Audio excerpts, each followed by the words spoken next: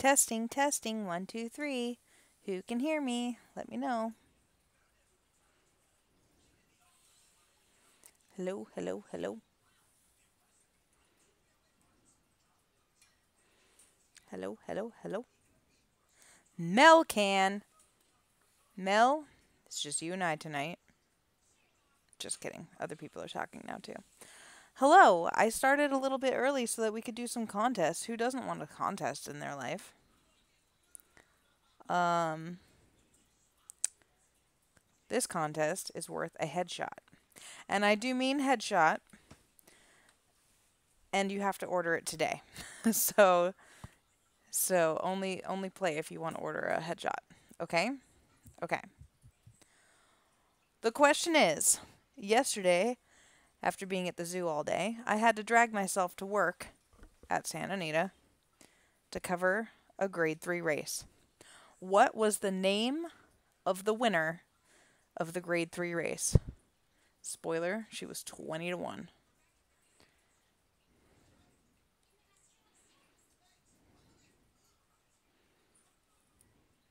I didn't mean spoiler, I meant hint.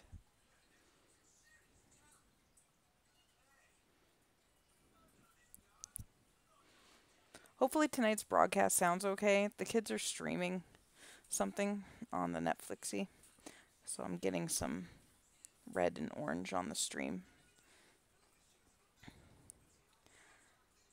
Eric Hammy one of those things is true.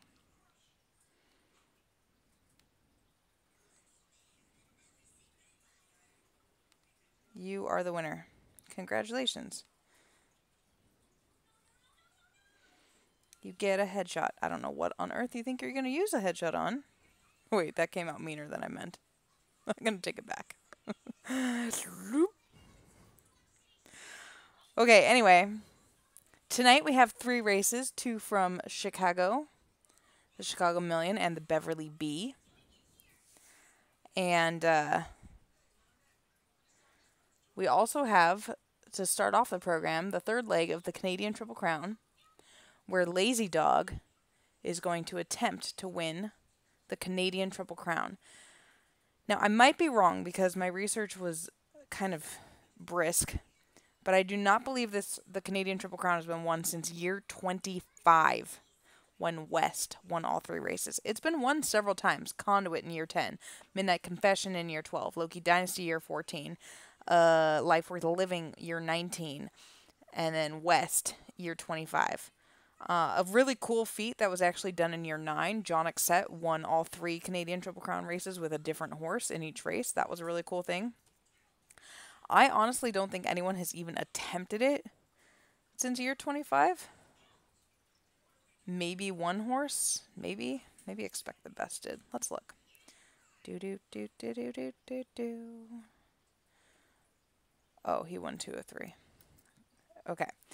Not the correct 2. Anyway. So here's the problem with the Canadian Triple Crown. It is 2 races on dirt, and then the last leg's on turf. Now, in real life, the first leg's on synthetic, the second leg's on dirt, the third leg is on turf, which is actually kind of dope. It's, like, pretty cool to be able to do all those things. But in the sim, where things have become so specialized, people don't even try. So I was talking with trainer Pete Vella, and he said, why should I even try to go for the Triple Crown? Because his horse, Lazy Dog, is going to attempt to do it. He said it shouldn't be possible for my dirt horse to win. And I said, of course it's possible. It's not even that hard. If you have the best horse in the race who's like leagues better than any other horse on speed, on figures, on talent alone, you should win. So I said, like, the way that you win the Canadian Triple Crown with a dirt horse now is you need the race to come up pretty light. And there are a couple steward breds in here that are definitely talented sorts. So the question is, did the field come up light enough for Pete Vella to win the Triple Crown with Lazy Dog? So we have 7 minutes until that race. So let's just do some housekeeping. No, I have not yet announced anything coming in Sim 8.0 this fall, but we are just about to get to some serious work on it. The only thing I can tell you is that there will not be a new race viewer. We are not currently able to invest in something in a project that scale, like a new race viewer. So sadly, that is not one of the things. But there will be other stuff, buttons for you to push, because I know you like to push the buttons, and things that you can do, and all that kind of stuff. So, yeah, that'll be good. I'm sorry the Edge was late last night. I'm pretty sure I went to bed at like 7:15 or something like that, so I was really tired. Yesterday, I took the kids to a dog agility trial from 8 to 10. Then I took them to the Los Angeles Zoo until 3, and that was like 5 miles or something that we walked. And then I took them to the races, and then I worked until 5, and then we went home, and then I went to the Sleepies, and the Edge just didn't happen. Sorry about that. So sorry. But it's up now. Tomorrow is Game Point and a Half Day. The next one will be end of September. So make it happen. Maybe middle of September. Point being, there will not be one this summer. So buy your game points tomorrow. Legit, probably 8.0 will come out before the next Game Point and a Half Day. It's pretty far away.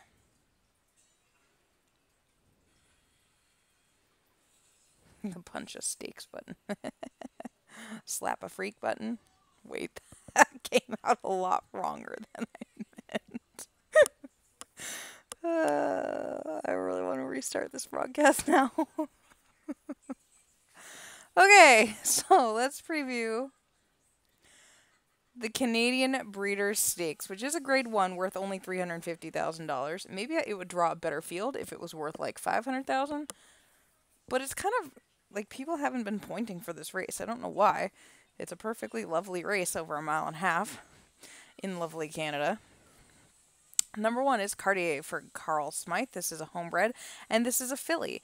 She is a daughter of Unholy Day, who I honestly can't say that I know much about. 2 for 7 lifetime, only been off the board twice. Coming off of a 5th place finish in the Lucretia Borgia against older horses. Number 2 is Big Sky Spirit for Regina Haggart. This is a $500,000 steward bred by Big Sky out of a Sydney mare. This guy's coming off of a 2nd place finish in the French Derby, but he did win the Grade 1 South African Crown, and before that a listed stake in Italy. So this guy is a Grade 1 winner. He's clearly a decent animal on the grass, but he was only facing 2 other horses in that Grade 1, which makes me kind of annoyed about that Grade 1. 5 for 8 lifetime, never been worse than 3rd. Number 3 is Sleep Evades Me for Anna LaRue. This is another $500,000 purchase, this one by Wolfgang out of an Atoko mare. Only 1 for 7 lifetime, and that one win was his 2nd start exactly a year ago, week 12 last year. Since then, he's been 3rd, 4th, 4th, 3rd, and 3rd. One of those 4ths was in the Lexington Bunbury. Number 4 is another Carl Smythe filly. Come on, Carl. Why do you got to put all these difficult-to-say horses in here? Alizane? Alizane. I'm just going to call her Alizane. I don't think Carl's going to listen to this, so that's what we're gonna go with. Alizane is a 3-year-old daughter of Muto out of a Sydney mare. 1 for 5 lifetime, never been worse than, nope, only been worse than 3rd once, and that was last out in that Lucretia Borgia that I was just telling you about. She broke her maiden 3 starts back, and that was with an 82 speed figure. Rounding out the field is number 5, Lazy Dog for Pete Vella. This is a homebred, and he really, really wanted / thought probably that he was going to win the Louisville Derby with this guy. This son of James Dean out of a super nice Man of Mystery mare did win his first 5 starts, including a maiden with a 98 and a Grade 1 with a 93.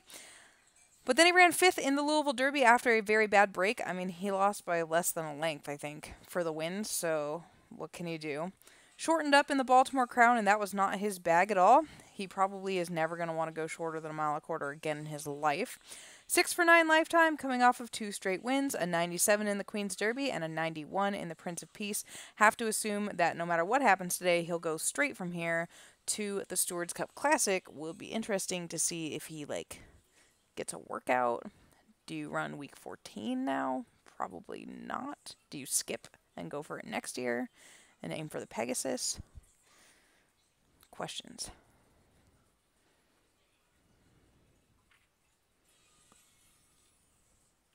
That's your field, 2 minutes to post.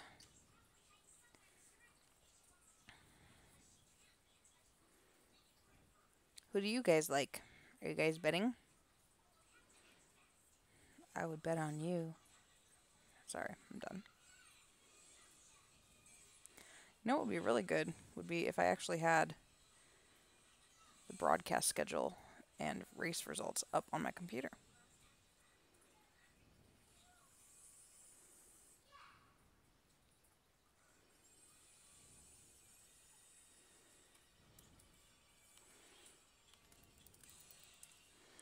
Hold on, I'm giving Eric his headshot before I forget.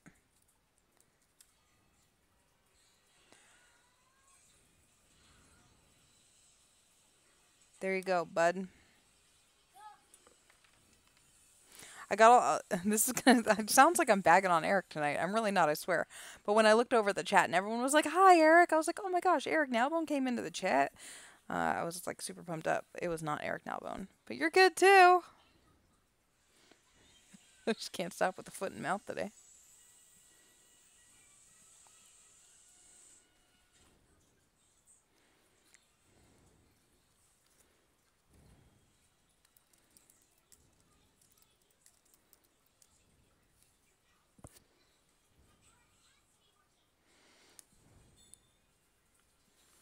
After this, we'll head over to Chicago, but it is post time for the Canadian Breeder Stakes. A field of 5 set to go 1.5 miles. Oh my gosh, I'm going to have to say their names so many times.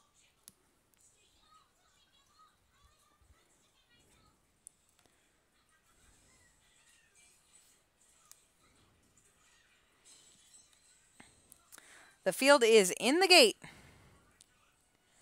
And they're off in the Canadian Breeder Stakes. Big Sky Spirit stumbled at the start. It was a good start, though, for Lazy Dog on the outside.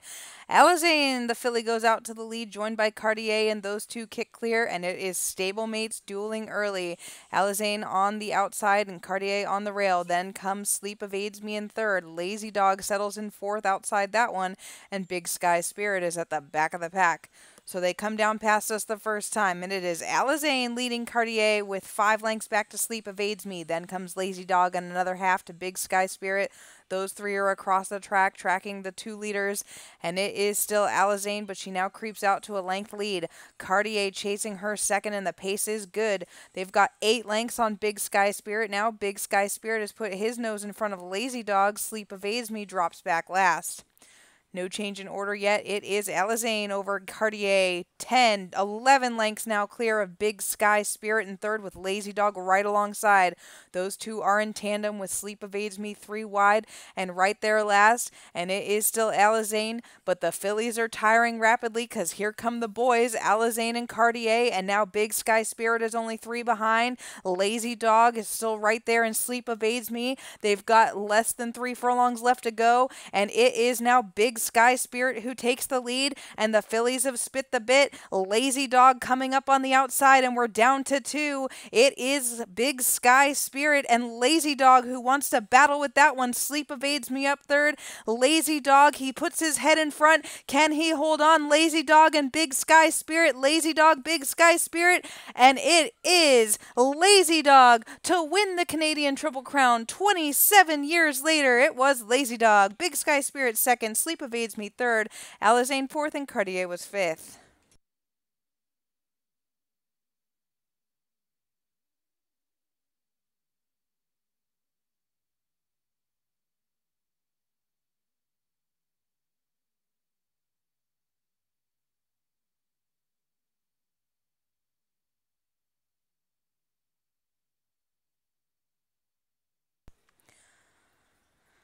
The official winner is Lazy Dog. Maybe, if I can find it. There he is. He's a 3-year-old dark bay colt by James Dean out of Il Mio Amore by Man of Mystery. He is a homebred for Pete Vela, and this was his 7th win in 10 starts. He definitely had to work for it, but he got it done.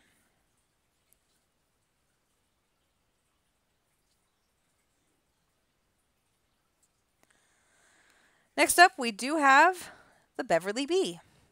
We have a field of 4 here. Pete Vela looking to make it 2 in a row. On the rail, we have number 1, Anna the First. Ryan Whitehead owns this one, bred by me, and I do believe this one's coming back to me. This is a daughter of Two-Toned out of Catherine II. She's 4 for 12 lifetime. She's only earned 190,000, which is a little bit annoying, but she is coming off of a win in a classified allowance. Before that, she was 4th in the In Love with Dreams Stakes. Her last stakes win was the Texas Oaks, and that was week 14 of last year. Number 2 is Lilibet for Carol Hansen. This is a homebred, another daughter of Two-Toned. Lilibet is out of the Great Mare Queen of Atlantis. She's 10 for 14 lifetime, only been worse than third once. That third place finish that I just mentioned was the World Traveler Handicap last out, and her one off the board run was the Stewards Cup Turf against boys last year. Since then, she has won 3 in a row, including the Weezer Stakes, which was a grade 1 2 back. Number 3 is Perfect Match for Cleopatra. Cleo seems to be having some buyer's remorse by entering this race. When she entered, no one else was here, and now they're all here. 9 for 12 lifetime. This girl has only earned 650,000. I say only because with 9 wins, you would kind of hope it'd be better than that. This girl is riding a 6-race winning streak, including the Grade 1 World Traveler, the Grade 2 Riddle Me This, and the Grade 3 Tejano's Pride. She has not lost since this week last year, but she has also not been facing the best of the best competition. Also, she's really well bred, and you wish you owned her. Rounding out the field is number 4, Forever With Me for Pete Vela. This is a $17 million purchase, who has only earned back $2 million, the slacker. She did win the Stewards Cup last year, but she has not won since. She has been second 4 races in a row, which is actually really annoying and makes me want to smack her. And just to be even funnier, she has lost to 2 of the 3 other horses in this race, Lilibet and Perfect Match. So that is the field for the Beverly B. Post time is going to be in 1 minute.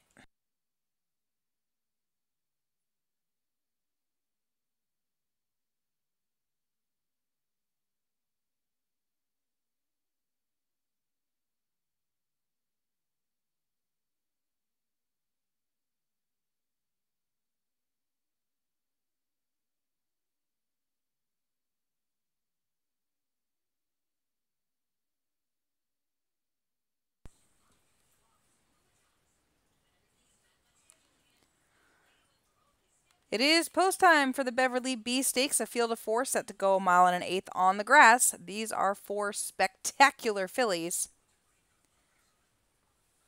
And they're off. It was a perfect break. Lilibet's going to show speed, and no one wants to go with her early, so it is Lilibet. Then comes Forever With Me in Perfect Match. Anna the First has dropped out last, but it's only 5 lengths front to back. Lilibet, and she is heck bent on the lead. She goes out to take them by 4 lengths with Forever With Me second. Then comes Perfect Match, drop back third, Anna the First alongside, and that's your field as they turn down the backstretch. Lilibet, wow, and just like in Canada, she has opened up a big lead. She's 9 lengths clear now of Forever With Me. Perfect Match sits third, 3 lengths behind that one. She'd have 12 to make up, and Anna the First is alongside.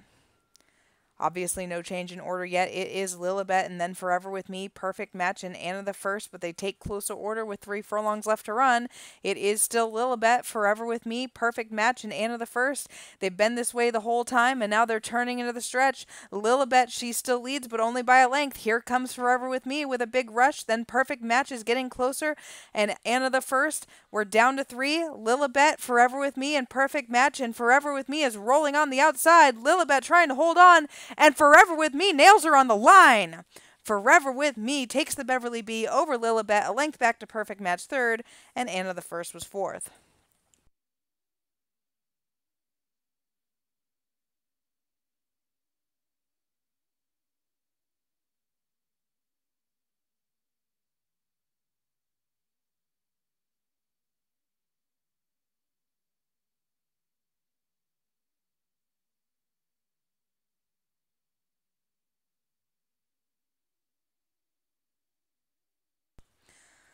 The official winner is Forever With Me.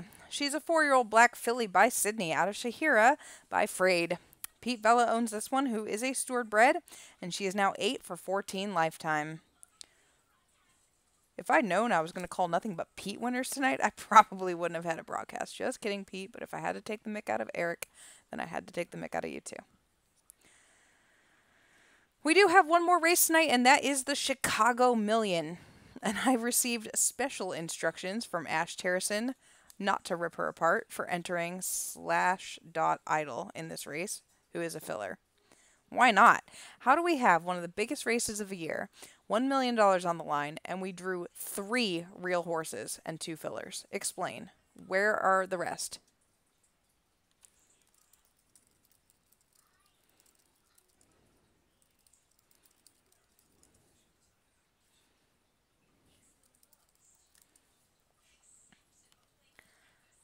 So here they are, number 1 on the rail, and this is Phenomenal 1.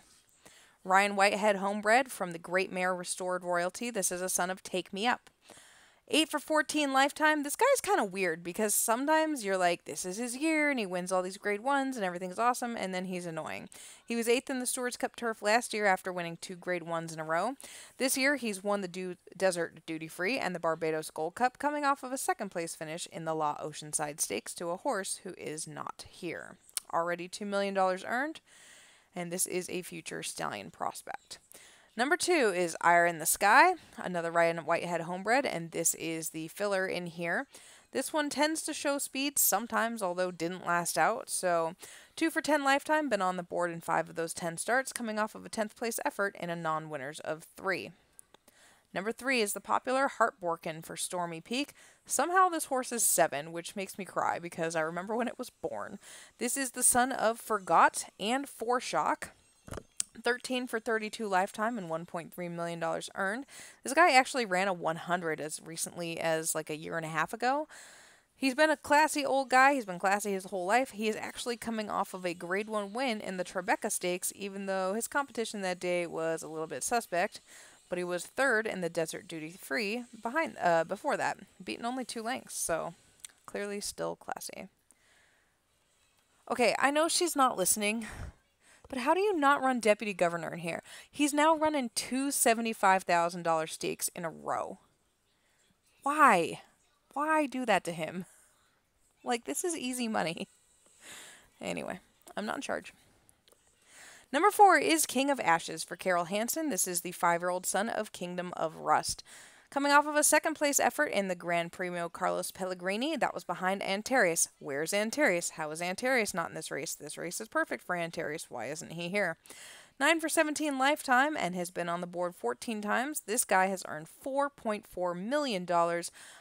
He did that mostly by winning the Pegasus Turf last year. He actually is your defending champion in the Chicago Million, but he has yet to win this year.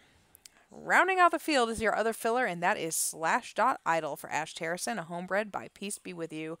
This is a mare coming off of 2 straight 4th place efforts in grade 3 races. She's a maiden, 0 for 19, and actually ran for a maiden claiming $500 3 back and couldn't even make that happen. But she's going to make bank tonight, so y'all are just jealous. That's your field for the Chicago Million. Post time in 2 or 3-ish minutes.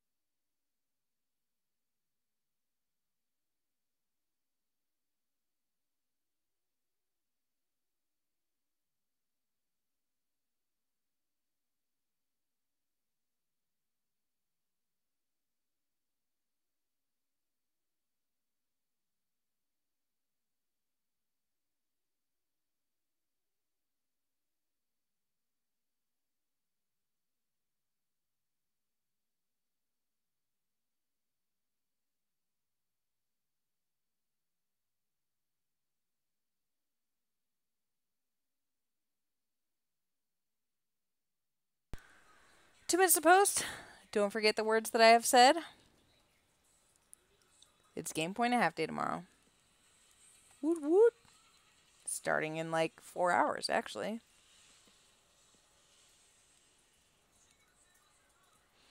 I feel bad for our headshot artists. Like, I kind of think I might need to fire one of them because that's terrible. But there's four of them, and you guys aren't ordering headshots. And you normally order headshots. Like, we have thousands and thousands of headshots. So, what happened? Where did the headshots go? Why are they gone? There's many different theories, including there aren't enough good horses that don't have them. I did a plea for one in the edge this week. I want to see if it works.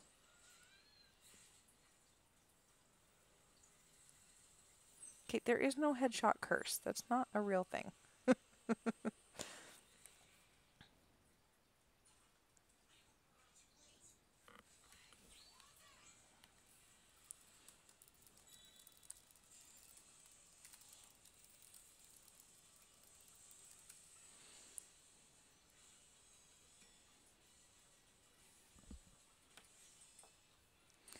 Thank you all for being here tonight. I know I was a bit slow at putting up the fact that we were going to have a broadcast tonight.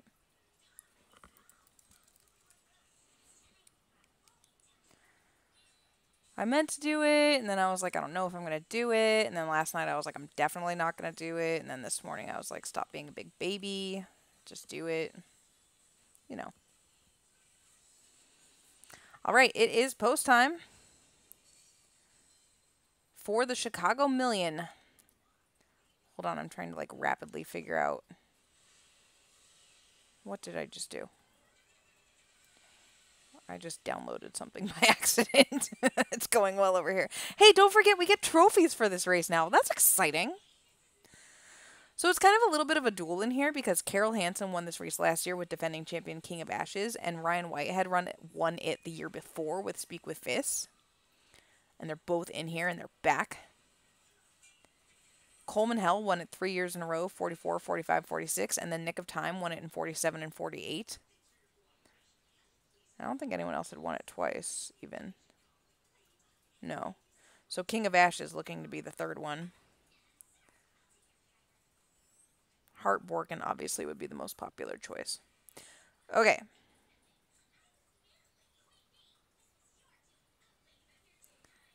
It is post time. For the Chicago Million, a field of 5, that's really kind of a field of 3, set to go 1.25 miles for $1 million. They're off in the Chicago Million, and it was a good start for all 5 runners. King of Ashes goes right out to the front, joined by Hart Borkin, and Hart Borkin wants to prompt the pace. Then comes Ire in the Sky, Phenomenal One, and Slash Dot Idol drops back last. So it is King of Ashes, your defending champion, who takes them along early with Hart Borkin in second. Another length back to Ire in the Sky, keeping stablemate Phenomenal One at bay, and then comes Slash Dot Idol, who is 7 lengths last.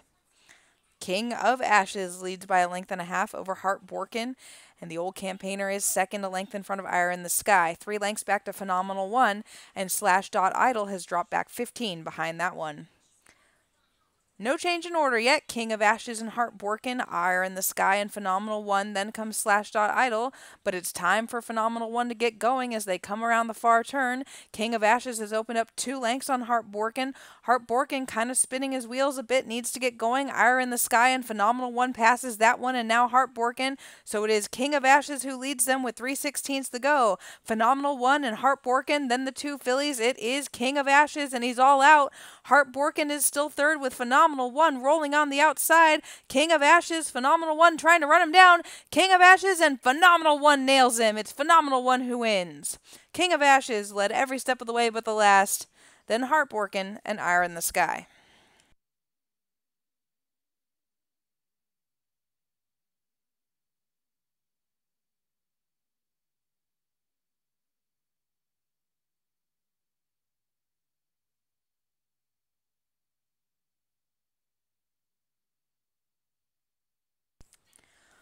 The official winner is Phenomenal One. He's a 4-year-old black colt by Take Me Up out of Restored Royalty by Tattered.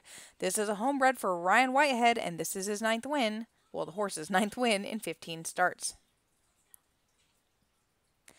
That is the conclusion of tonight's program. Words are hard. But don't forget that we'll be back on Friday night. No, we won't be. I have a wedding. We will not be back on Friday night.